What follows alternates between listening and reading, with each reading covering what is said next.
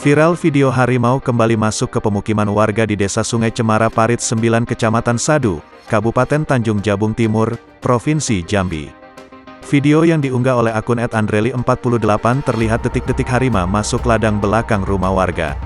Harimau tersebut tampak mendatangi anjing milik warga, dan seketika anjing putih hitam tersebut lari terbirit-birit. Kemudian harimau tersebut tampak menyantap makanan yang disisakan anjing tersebut. Dikutip dari tribunjambi.com, keberadaan harimau yang masuk ke kawasan permukiman di Kecamatan Sadu, Kabupaten Tanjung Jabung Timur, Provinsi Jambi dibenarkan Kades Sungai Cemara. Katanya, kejadian tersebut berada di perbatasan antara Desa Air Hitam Laut dan Sungai Cemara. Senin, tanggal 25 Oktober tahun 2021.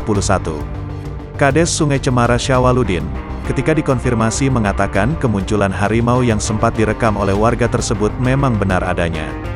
Terkait hal itu pihaknya sudah menyampaikan ke petugas BKSDA dan petugas TNBS untuk meminta bantuan agar kasus kemunculan harimau itu segera ditangani. Dan laporan saya itu juga sudah ditanggapi mereka.